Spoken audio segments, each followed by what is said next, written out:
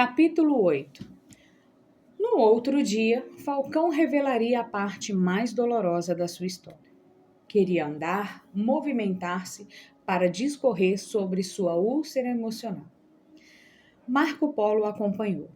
Pausadamente, entrou logo no assunto.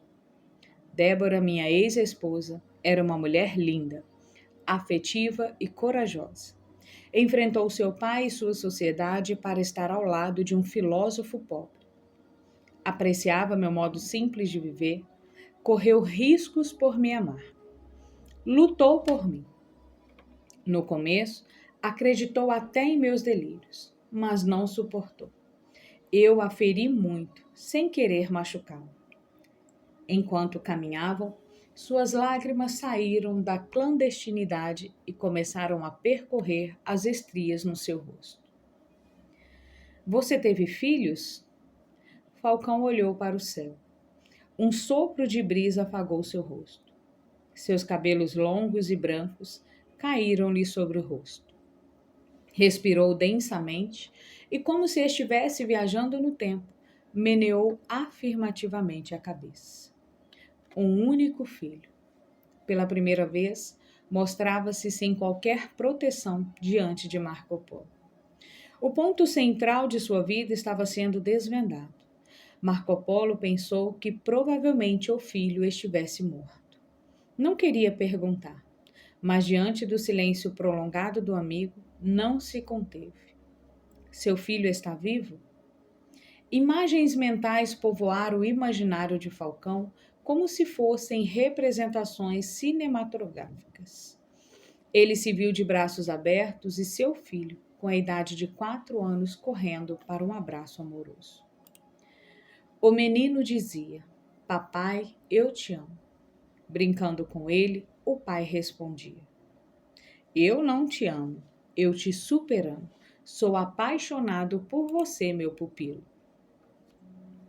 Pupilo era o apelido carinhoso que o pai lhe dera. Pegava seu menino no colo, desarrumava seus cabelos e lhe fazia cócegas. Ao voltar a si, comentou: "É provável que o Lucas esteja vivo. Recebi raras notícias sobre ele." Marco Polo, afoito, fez uma pergunta óbvia, aquela que todo mundo é capaz de fazer e a Falcão menos precisava ouvir. Por que não recebe notícias constantes sobre ele? A resposta foi contundente. Porque elas me esmagam de sentimento de culpa. Marco Polo sentiu um nó na garganta. Quanto tempo faz que não o vê? Mais de 20 anos. 20 anos é muito tempo, pensou Marco Polo. Sentiu que se estivesse no lugar de Falcão, jamais se afastaria do seu filho, fosse qual fosse a circunstância. Criticou rapidamente, sem conhecer a verdadeira história. Falcão prosseguiu contando que, quando saía das suas crises, tinha vergonha da sociedade, sentia-se julgado e observado por todos, não por estar delirando, mas por considerar-se o último dos seres humanos. Compreendia a dor da rejeição que os leprosos na época de Cristo sentiam ao serem excluídos da sociedade. A partir dos 5 anos de Lucas, Falcão começou a ter crises. Todavia, amava tanto seu filho que nos períodos de lucidez fazia um esforço descomunal para brincar com ele e ensinar-lhe. Era sua razão de viver. Mas as crises aumentaram. Seu último psiquiatra seduziu sua esposa. Débora estava frágil, desprotegida e carente. Envolveu-se com ele. Certa vez, Falcão descobriu algumas cartas secretas que o psiquiatra escrevera para ela. Apesar das doses altas de remédios, conseguiu chorar, os lábios trêmulos, mas não reagiu. Sabia que a perdera. O psiquiatra, faltando com a ética, disse a ela que Falcão seria sempre um doente mental. Estimulou sua separação para o bem do próprio filho. Confusa, Débora pediu conselho ao pai. Doutor Pedro, que não gostava do filósofo pobre, tinha verdadeiro desprezo pelo filósofo psicótico, só faltou comemorar. Enquanto ouvia a história do amigo, Marco Polo começou a desculpá-lo. Reconheceu mais uma vez como seus julgamentos precipitados eram superficiais. Devido às internações, Falcão ficava semanas sem ver Lucas. A dor do afastamento da esposa era suportável, mas a do filho, indecifrável. Algumas vezes a saudade era tão grande que Falcão ia pegá-lo na escola, mesmo fazendo gestos e trejeitos com seus personagens fictícios. Os garotos zombavam dele. O menino procurava defender o pai, brigava com eles. Como pode um pequeno filho defender seu pai, um homem? Lucas me abraçava e me protegia. Falou com orgulho do filho.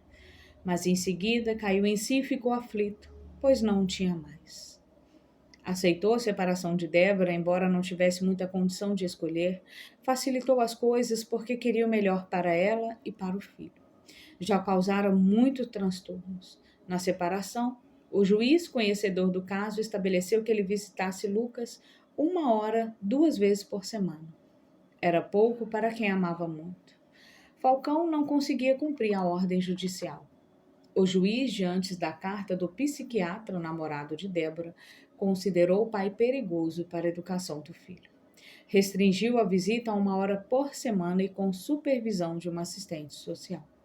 Não podia ficar mais a sós com Lucas. 2 grandes amigos foram separados por uma parede judicial.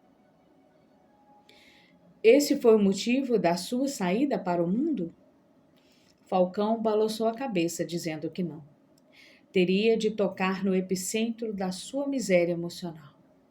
Nem o poeta tinha ido tão longe ao explorar a história do gênio das ruas. Descreveu assim o capítulo mais dramático da sua vida. Seu filho ia fazer 10 anos. Para comemorar o aniversário do neto e a separação da filha, bem como para revelar seu status social e os jardins do seu palacete, Dr. Pedro mandou preparar uma festa memorável. Centenas de pessoas foram convidadas. Entre elas, não apenas os colegas de Lucas, mas um grande número de advogados, promotores, juízes e autoridades da cidade. Na penúltima visita supervisionada, Lucas comentou com o pai sobre a festa e ingenuamente insistiu que ele fosse. A assistente social, que recebia dinheiro do Dr. Pedro para controlar a relação, torceu o nariz. Disse que não era uma boa ideia. Falcão, reticente, comentou apenas que pensaria a respeito. A assistente social comentou com o Dr. Pedro o pedido do menino. Lucas recebeu do avô uma severa repreensão. Seu pai vai estragar a festa. Você não sabe que ele é louco? Disse intempestivamente. Lucas caiu em prantos e gritava: Ele é meu pai. Doutor Pedro, consternado, abaixou o tom de voz e tentou explicar sua violência diante de uma frágil criança. Na última visita, o menino contou o que o avô lhe dissera. Falcão tentou esconder suas lágrimas. Confessou ao filho: O papai está doente, mas vai ficar bom. Não tenha medo, pupilo. É melhor eu não ir nessa festa. Falcão havia dito várias vezes para Lucas não se importar quando ele estivesse falando ou gesticulando sozinho. Pedia que olhasse para o coração de seu pai. Preocupava-se com o desenvolvimento da personalidade do filho e, por isso, dentro das suas limitações, tentava vaciná-lo contra suas perturbações. Lucas só raramente ficava constrangido ou tinha vergonha de Falcão. A assistente social apoiou a decisão de Falcão de não ir à festa. Posteriormente, deu a boa notícia ao Dr. Pedro. Embora aliviado, ele contratou uma equipe de seguranças para evitar eventuais transtornos. No dia da festa, Falcão estava muito angustiado, ansioso e solitário. Bateu uma saudade incontrolável do filho. Era seu 10º aniversário. Queria pelo menos beijá-lo neste importante dia. Resolveu fazer uma breve surpresa. Apareceu no palácio do ex-sogro. Habilidoso, vestindo fraque e fingindo ser um garçom, burlou o esquema de segurança facilmente. Entrou no imenso jardim. Nunca o vira tão decorado. Deparou-se com Débora ao longe, abraçada com o namorado. Recebeu um golpe. Ela o viu e ficou apreensiva. O namorado sussurrou: Esse cara tem de ser internado imediatamente. foi avisar o anfitrião. Muitos que o conheciam se entreolharam como se ele fosse um terrorista. Rostos tensos e cerrados, conversas ao pé do ouvido, Falcão tornou-se o centro das atenções. Ser observado o perturbava. Constrangido, saiu rapidamente à procura do filho. Lucas correu ao seu encontro, abraçou-o e beijou-o. Estava exultante. Levou-o para ver o imenso bolo de 10 camadas. Nas laterais havia dizeres escritos em letras grandes com glacê azul. Parabéns, Lucas, você é um vencedor. Filho, você realmente é um vencedor. Obrigada, papai, você também é. Novamente se abraçaram. A emoção de Falcão experimentava uma aura surreal. Então, para espanto dos convivas, ele gritou: Este é o melhor filho do mundo. As pessoas se aglomeraram. Animado com o movimento, Falcão resolveu elogiar Lucas com frases de alguns filósofos e pensadores que exaltavam a luta pela vida. Olhei para o pequeno Lucas e proclamei: Epicuro disse que se quisermos vencer, devemos gravar em nosso espírito o alvo que temos em nossa mente. Einstein disse que há uma força maior que a energia atômica, a vontade. Confúcio comentou: para vencer na vida, exija muito de si e pouco dos outros. Pascoal bradou: para quem deseja ver, haverá sempre luz suficiente. Para quem rejeita ver, haverá sempre obscuridade. Sófocles disse: procure e encontrará, pois não é procurado, permanece para sempre perdido. Lucas, não tenha medo da luz. Procure o tesouro que está dentro de você. Algumas pessoas entraram em pânico, outras em êxtase diante das ideias de Falcão. Tomando ciência da situação e preocupadíssimo com o transtorno do ambiente, Dr. Pedro acionou rapidamente o esquema de segurança para bani-lo da festa. Os seguranças invadiram a área e começaram a fazer um círculo em torno da mesa. As pessoas começaram a se dispersar, apavoradas. Subitamente vi uma cena dramática. Um homem de terno preto sacou uma arma, apontou-a para mim e não atirou. Em seguida, apontou-a para meu filho e engatilhou. Quando ele ia atirar, joguei-me na frente do Lucas. Caí em cima do bolo. Derrubei tudo que estava em cima da mesa. As pessoas gritavam como se estivesse sofrendo um ataque terrorista. Ninguém se entendia, não houve mais festa. E o assassino? Não havia assassino. Não havia arma. Eu estava alucinado. O personagem era um advogado que tirou um lenço do bolso e apontou o dedo para mim e para Lucas. Mais uma vez, feri profundamente o meu filho. Marco Polo engoliu a saliva, estava abalado, ficou paralisado. Não sabia o que dizer e como reagir. Não vai me perguntar por que não vi mais meu filho? Marco Polo, constrangido, acenou com a cabeça que não. Era muita dor soterrada nos solos de uma vida. Falcão não interrompeu a narrativa. Dr. Pedro chamou em seu suntuoso escritório.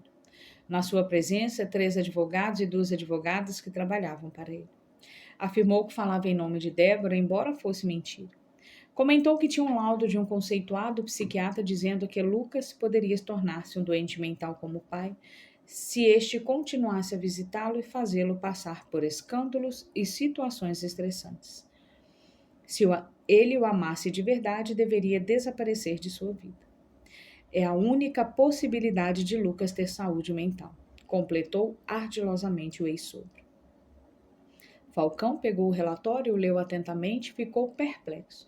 Andava de um lado para o outro sem parar. A ideia de que seu filho pudesse tornar-se um psicótico há anos o torturava. Chorou como criança na frente de todos os advogados. Aflito, ele se perguntava em alto tom: para onde eu vou? Meus pais já morreram?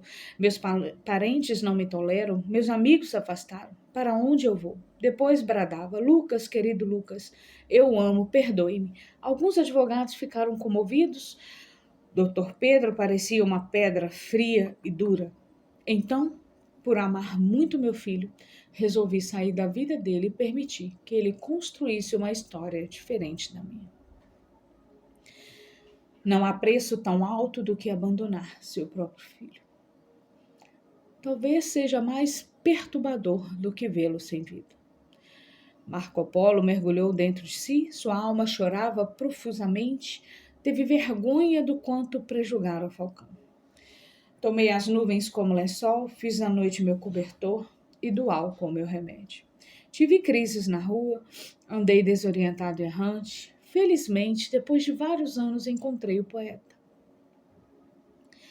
Com a sua ajuda, enfrentei meus monstros. Lutei com meus delírios, destruí meus fantasmas, venci as algemas do meu alcoolismo, reconstruir-me, reescrever minha história. Como ele fez isso? O poeta me aconselhou a usar as minhas próprias ferramentas para superar minhas crises. Pensei, penetrei nos textos de filosofia e então descobri a pérola da sabedoria. O poeta já havia encontrado, pois apesar de médico, sempre amou o mundo das ideias. Sempre estudou filosofia. Qual ferramenta? Perguntou Marco Polo admirado. A arte da dúvida. A dúvida? Como assim? Tudo aquilo em que cremos nos controla. Se o que você crê é saudável, tal crença o ajudará. Mas, se o que você crê é destrutivo, tal crença o algemará. Desse modo, usei a arte da dúvida para questionar tudo aquilo que doentiamente me controlava, como os personagens angustiantes, as imagens irreais, as ideias de perseguição. Relatou que todos os grandes pensadores, como Isaac Newton, Freud, Thomas Edison, usaram, ainda que intuitivamente, a arte da dúvida para combater as ideias correntes e gerar novas ideias.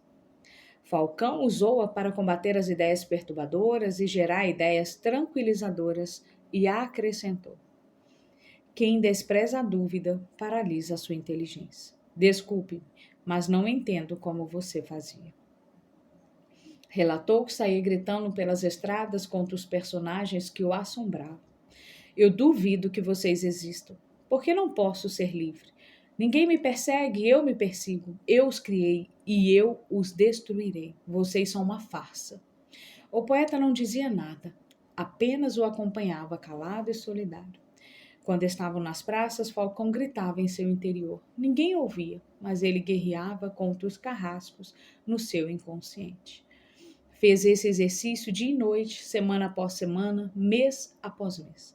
Construiu assim, pouco a pouco, uma plataforma em seu intelecto para distinguir os parâmetros da realidade. A arte da dúvida estimulou a construção da arte crítica. Desse modo, começou a criticar a cada instante qualquer ideia delirante. Foi uma tarefa difícil, árdua e prolongada.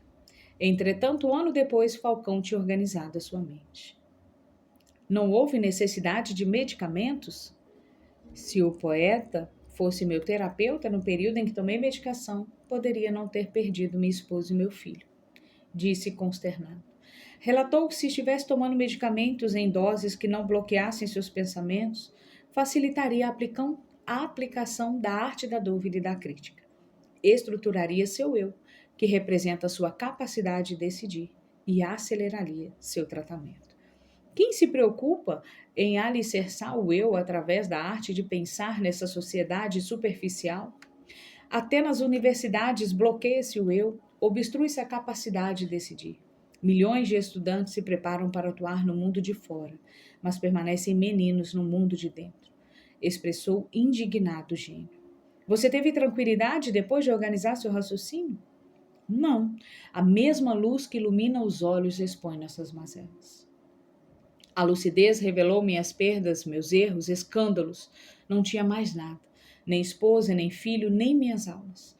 Surgiu então o temível monstro da culpa. Houve momentos em que Falcão pensava em desistir da vida. Felizmente, ele e o poeta reuniam suas ruínas e ajudaram-se mutuamente a sobreviver ao demônio da culpa. Saíram pelas estradas, dormiram relento e viajaram juntos para o epicentro dos seus terremotos emocionais. Viram as perdas por outros ângulos, aceitaram suas limitações, cantaram, sorriram, brincaram com a vida, deixaram de brigar com ela.